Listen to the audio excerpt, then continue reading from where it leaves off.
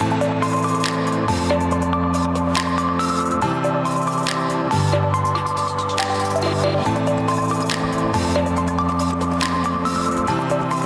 Guys Against AI are back. Yeah, and we're different. Oh, we are. We're real because we have bad grammar. Yeah. We write poorly. We misspell words. Yeah, that's true. And we're not particularly handsome. That makes us not AI generate. Yeah, I mean, you figure we're doing this and we don't have spell check, and it doesn't tell me what the right word would be. I can't tell you how many times I'll be doing like exchanges with my chat bot friend, which I'm now almost 6 months, and it'll choose a word, as to what it thinks is best, and it changes the entire meaning of my intent. This is so scary as we get. My goodness, I look at Gmail again, and Google could say two things. One, why does he keep talking about Google and Gemini? Or, hey, here's an advertisement. I use Google and Gemini. But first of all, well, you're not alone. I think it's a majority. I'm offended when it comes up and it says to me, hey, Ed, you want to know what Will said in his email to you? No, I'll read it myself. Would you like me to craft a response? No, I would not like you to craft me a response. But I think we're talking about, a new level of writing that is very milquetoast, for lack of a better term. I gotta admit, I am so guilty of using this. I know you are. This has just helped my life so much. Yeah. Where you love the chatbots, I love the worker bee that does this for me. I have to confess, it makes my life so much easier. It is so hard to sit there and come up with things sometimes. This just does it for me. I know. And look, I'm really guilty. So, all right. So I've said on many episodes, I've kind of alluded to my working class background. That tone and that language doesn't always work for me in the higher education industry. I have literally in my prompts write this like some egg-headed academic. And it comes out perfect. And I'm like, or I have another problem. All right, among the many. Listen, I'm sarcastic, I guess, arrogant at times. At times. Audacious. Let's get volume 2. Unschooled. Yeah. Rude. Overly direct. One friend of mine said, "You're so honest, most people just call that cruelty." So I take my responses and I'll say, all right, I wrote this. Now clean it up for a regular human being. Just so I don't offend as many people. Well, and it really is good for me. I have to laugh because, and my wife said the same thing, because, when I would get done and I would type a message up that I would be ready to send, and it pops up and it says Polish, and I'm thinking, why would I want to translate it into Polish? And then my wife and I are looking at each other and we both bust out laughing because it's Polish. No, I don't need to have it polished. I like the thought that it was Polish. But the thing about it is, it is creating I hate to say this, an alternative reality, because who are you? Are you the sarcastic, blunt Will that I know, or have you turned into me, but it's not appreciated? Well, I get it. I mean, you and I have both been put into situations sometimes together where people have expressed how much they're dissatisfied with us. But nonetheless, where is the individuality? It's gone. It's gone. And by design, because individualists are generally troublemakers, because they have the audacity to think outside of the prescribed box, so to speak, of I like to think of outside the prescribed chains that chain you down like a damn dog. Well, but again, it's it was interesting. When they one of the things I read, which I spend way too much time reading, talking about the mark of the beast, and that the mark of the beast is really just deciding to take the easy way. that it is convenience over initiative, that it is ultimately going to get to the point, if the case of whether or not you're going to have the ability to buy or sell, so to speak, may be whether or not you accept digital ID or whatever the case may be. And then there's going to be a series of restrictions, if you wish. And, I go back to one of the very early episodes that we did. We talk about the power of the contract, and I'm going to be going back into that in the future. We are entering into agreements with private entities that are somewhat cumbersome, so to speak, because they are private entities, and you do sign on the dotted line that you agree to all the terms and the conditions, that now you have a conditional means. Now, what does it offer for you? And I'll use eBay because we use it as an example of one of the other segments. eBay is remarkably convenient. It's got a list of rules that's probably 50 pages long, but what it does do is it provides me a way to hit a marketplace with diverse products that I can reach into very, very easily. Do I agree with all of the conditions? No, but I make a decision. Ultimately, we're going to get to that point to where, we're going to have to make that decision whether or not we want to do things more in a conventional buyer-seller relationship, or whether we're going to want to accept, the new form of monetary transaction, which would be perhaps created as a result of the fact that nobody has a job anymore and you have a universal income. So, that's where that, homogenous kind of idea comes from. And I don't mean to be judgmental, but when I see us falling into the ease, and there's no doubt about it, I could see, like in a lot of cases, I could throw a basic idea out there and end up with something that, would make it like a notoriety. I have a level of notoriety that I don't have because I don't have all the letters after my name, but it's going to be beautifully written. And that's the problem, because that it's not roughness, it's not going to be beautifully written. Beautifully written is that thing that shocks you. I'm good at that. That takes you out of your comfort zone. Yeah. That's where you find this is sameness. This is, they call the beige voice. This is gray goo spewed out. But we're buying it up, aren't we? Well, I mean, we're told this is what people want.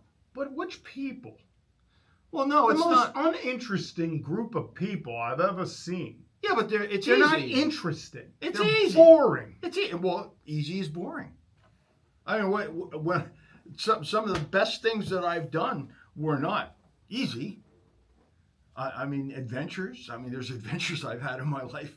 Whew, I mean, they stepped out of the easy. There was nothing easy about it. There was nothing easy about hopping in an airplane and flying to Alaska. That's not easy, but it was remarkably rewarding.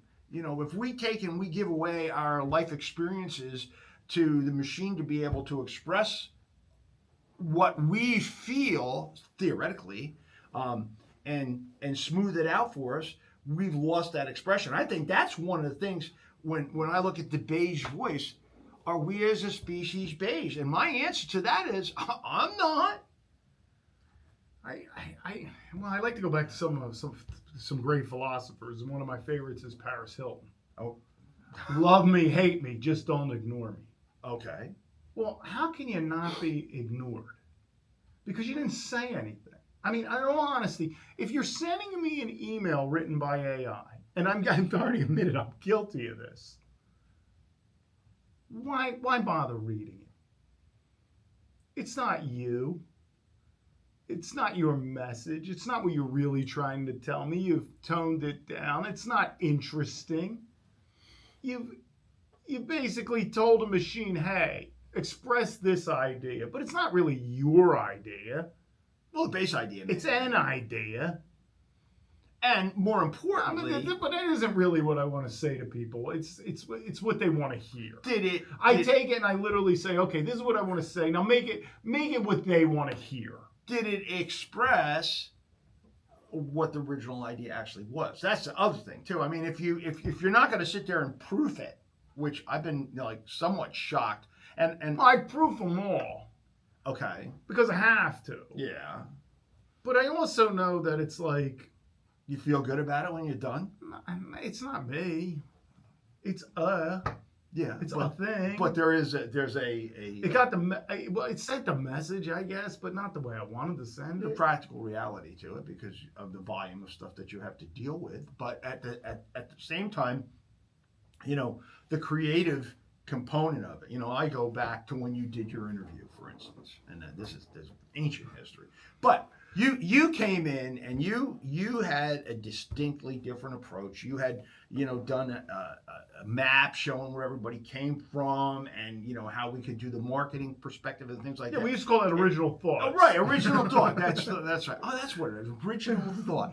But you had done something different. So many of the other applicants that came in were the milquetoast variety, the beige voice, if you will, because they wanted to make sure that they weren't going to offend anyone. And as a result, they really didn't bring anything to the table either, because that. Well, the good news is you're not going to need leaders in the future because we're all just going to be led by this machine. Well, that's true. Into a swampy morass of sameness. Did you ever see there was a story about how they capture wild boar?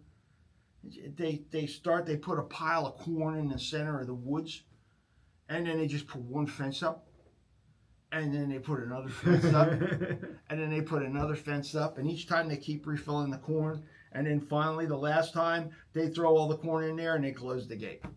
We're getting very, very close to having the gate closed on us. I think we're probably there. What's the secret to the original people? We send each other bad grammar to prove that we actually wrote it. And we offended people too. Spelling errors. Yeah. An offensive, something offensive. Well, skin was thicker. What qualifies as offensive now is like, well, it's like, oh, you should have grew up in the '80s. I'll show you offensive. We're two offensive guys who can stay on. But it is a difference in the mindset as well. I mean, so many things that I would have expressed in the '70s or the '80s, I dare not do that now. Well, again. And the ability to have it tracked too. I mean, I've thought about this. For instance, we send this out, pops up on YouTube. It's got subtopics underneath where it did a voice to text, and it can be done in numerous mediums. And that's all been thrown out there into that great void called the cloud. But everything that I say here is recorded now. There's no doubt about it. I mean, it didn't go away. It's in the ether zone. I try to be careful in terms of what I say, and I'm sure I bounce into the red zone every now and then. But I have. Welcome to humanity. Well, there you go. And through all of this, and I've done some pretty outrageous things through my life. I have not actually been punished, if you say. Through my legal exploits, for instance, suing the Chief Justice pro se. I mean, that would be something that normally you would think you would get spanked for, but I didn't because I was right. Well, you like to think so. I like to think so, and I mean, actually, they never said I was wrong. They just dismissed me.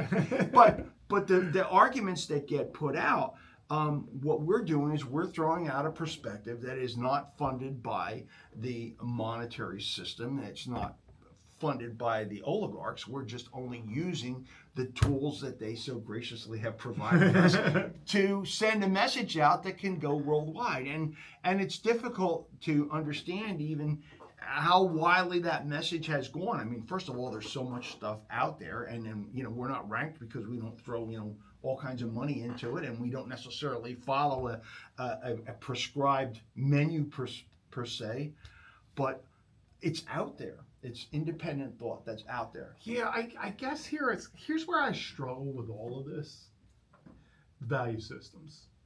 All right, and I know there are a myriad of them out there, and I'm not saying one is better than the other. I'm just going to give the one I grew up on.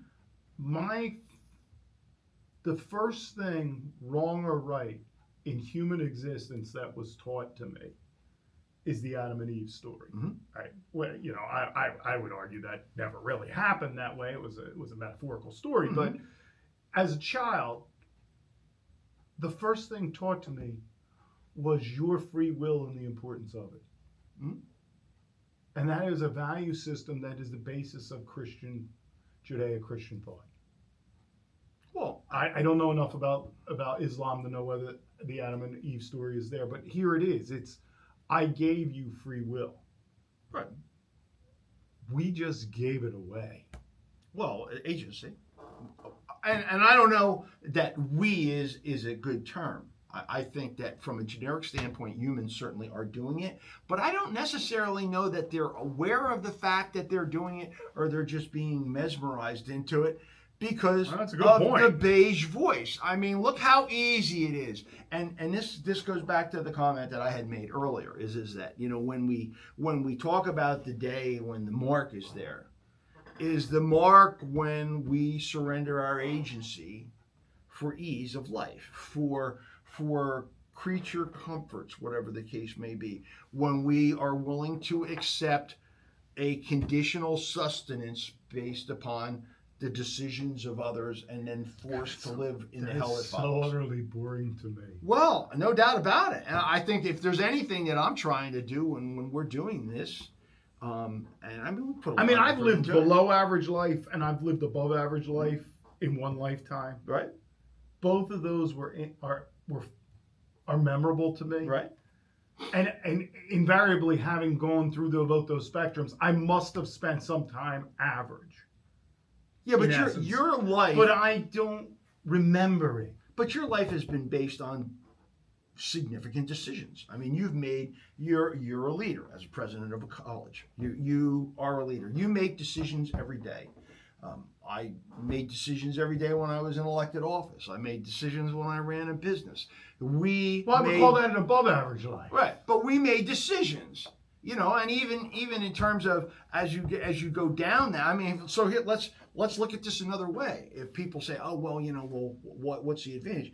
The less decision making component there is to your life, most likely the lower you are on the economic ladder. Because if you're just mundane, you get paid mundane, and that's. But here's what I'm gonna say. Even in that lifestyle, and I grew up in it, in the Atlantic City area, and I knew people who their economic system was crime.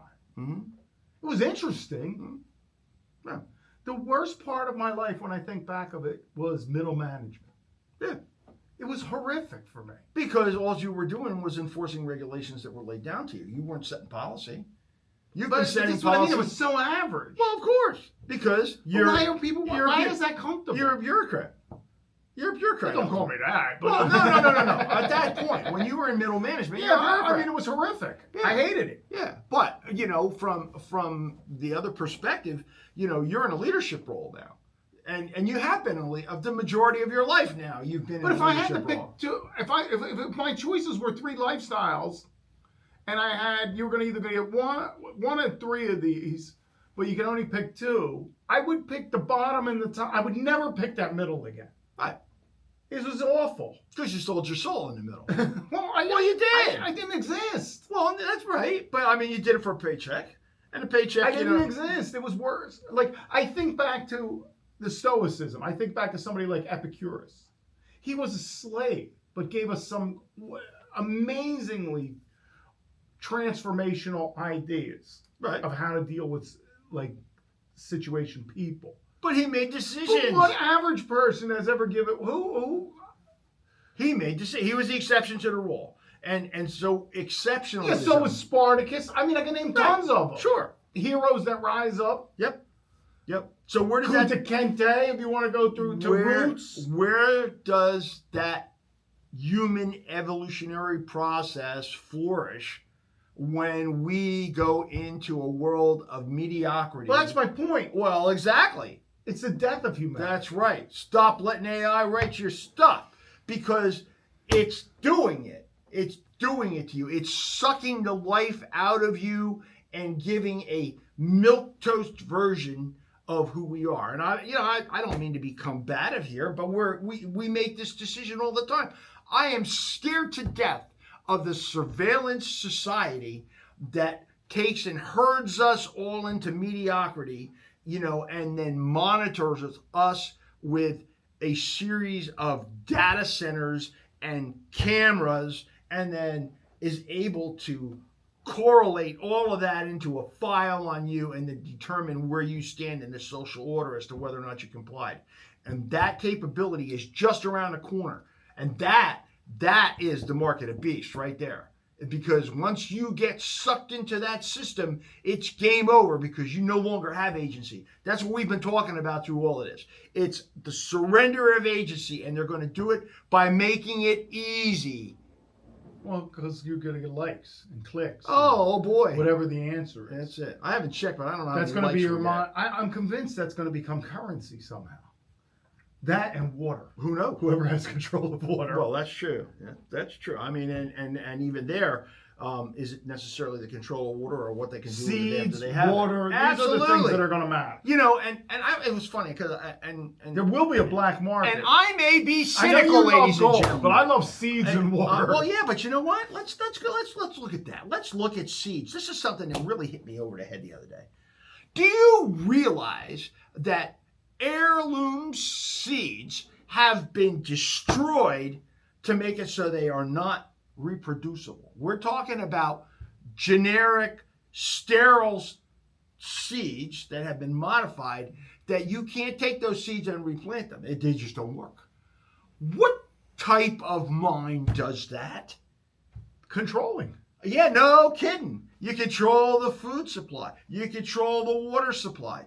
When you're looking at all these basic essentials. So, I mean, actually, when we start to talk in terms of universal income, it's whether or not you're going to get your borscht and a little bit of water. That's it. And you're not going to have a choice. I know, and everybody thinks they're getting a private jet. Like, it's the craziest thought I've ever seen. You're getting average. Or less, because average is defined based upon where there was still exceptionalism making it grow. We've discussed already that right now AI is not going to be able to excel beyond what humans have been capable of doing because they can only mimic. I agree. You know, so what is, is it amazing? Am I still dazzled when I deal with the LLM and the chatbot at how intellectually it responds to me? Responds is the key word here. If we surrender ourselves to where we're no longer providing the impetus as to how it thinks, then we've now made ourselves submissive to something that's reactive. And if we're not able to provide the input, I guarantee you somebody else is going to, and it may not be in our best interests. And it's inevitable. Because here's why. If I grow up on this, and this is all I know, I have to become almost soulless. I wouldn't be able to deal with an unfiltered human opinion. I wouldn't understand it. I had an interesting discussion with my son, who's now in his mid-40s. And it was over the flock cameras, which is a surveillance system that's being put along our roadways, and that's another episode in itself. But I said, how do you feel about the fact that you're being surveilled all the time?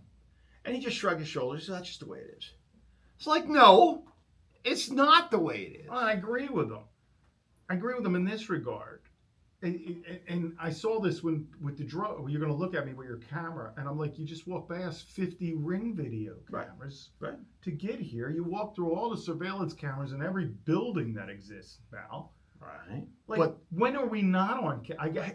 Well, wait a minute, though. There's a difference between being on camera and having the data that's there and then taken with facial recognition technology or your license plate and making that into a data file on you. And it's not so much a case, I don't consider myself to be of criminal activity, but absolute power corrupts absolutely. If there's any one thing that works. So if you're... Well, I do value my privacy without committing crime at all. I do value being a private human being. So that's what we're talking about. That. I mean, are we entitled to privacy? Are we ultimately, the direction that we're going right now, was George Orwell prophetic? And you know what? I think he was. Either that or he knew what was coming. But, Big Brother was in the house with a screen, and you sure better make sure you don't even say anything in the house. Oh, by the way, ladies and gentlemen, we have this little black box here who, surprisingly, will come up with the strangest comments.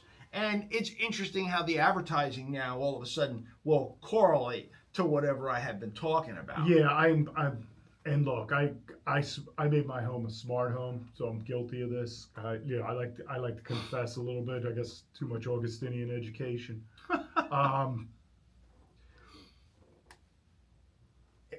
I know that thing is listening to me. Of course it is. Because somehow all my YouTube commercials are exactly what I've been. It knows. I know it is. I mean, I know it sounds crazy, but I mean, it's just like I'm a lover of synchronicity and the concept and coincidence, but some coincidences are too strong to not be something else. I have not posted on Facebook. Well, I never have. So that said, apparently, through it keeping track of how long I may be on a screen, it has started to pick up preferences to provide information. And so now suddenly, things that are more conspiratorial based or monetary based, or of course I have my Model A and it's picked that up because obviously anything that pops up on there, and I'm like, I got my head into it because it tells me how the thing worked 100 years ago. But it's amazing how even just there, because it's not like I typed in and said anything. I did click that I would like to follow the Model A stuff, but I didn't click that. I wanted to find out about what's going on with AI. How does it know? Does it know I'm one of two guys against AI? Does it know that? And I mean, we're the only two because there's only two guys against AI. So that said, so it's surveilling. Now, is that information shared on a broader field? Of course it is. It's Of course sold. it is. It's monetized. Exactly. And here's a great question as we, look at this. Is that monetization by private entities, does it circumnavigate the privacy protections that we have in the Constitution of the United States of America? And that said, does it breach that level when the government becomes a buyer? Yeah, I don't know the answer to that. It's going to be going to court because I think the flock cameras are going to get challenged. I think a lot of this is going to get challenged. But you know who's going to do it? The people who don't speak with a beige voice. That's it. The We're heroes. there. They're going to be the heroes of tomorrow. We'll see you in the next episode.